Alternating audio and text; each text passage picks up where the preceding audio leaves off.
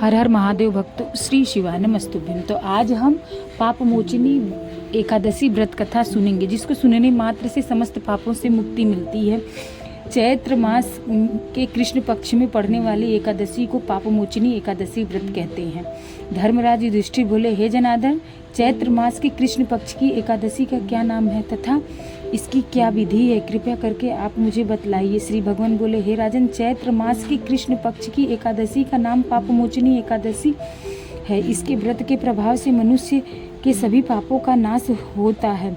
यह व्रत सभी व्रतों में उत्तम व्रत है। इस पापमोचनी एकादशी के महात्म के श्रवण व पठन से समस्त पापों का नाश हो जाता है। एक समय देव ऋषि नारद ने जगत पिता ब्रह्मा जी से कहा, महाराज, आप मुझे चैत्र मास के कृष्ण पक्ष की एकादशी का विधान कहिए। ब्रह्मा जी कहने लगे कि हे नारद, चैत्र मास की कृष्ण पक्ष की एकादशी पापमोचनी एकादशी के रूप में मनाई जाती है। इस दिन भगवान विष्णु का पूजन किया जाता है।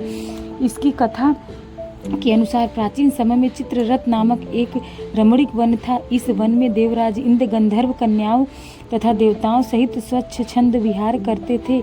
एक बार मेधावी नामक ऋषि भी यहाँ पर तपस्या कर रहे थे। वे ऋषि शिव उपासक तथा अप्सराएं शिव द्रोहिणी अनंगदासी थी। एक बार कामदेव ने मुनि का तप भंग करने के लिए उनके पास मंजू घोष नामक अप्सरा को भेजा।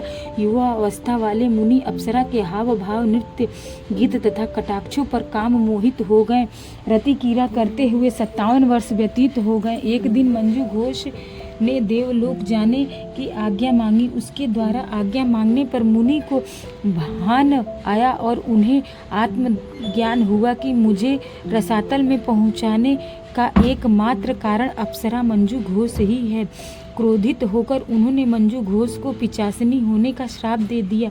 श्राप सुनकर मंजू घोष ने कांपते हुए ऋषि से मुक्ति का उपाय पूछा। तब ऋषि मुनि ने पाप मोचनी एकादशी व्रत रखने को कहा और अप्सरा को मुक्ति का उपाय बताकर पिता वचन के आश्रम चले गए। पुत्र की मुख से श्राप देने की बात सुनकर वचन ऋषि ने पुत्र की घोर निंदा की तथा उन्हें पाप मोचनी चैत्र कृष्ण एकादशी व्रत करने की आज्ञा दी।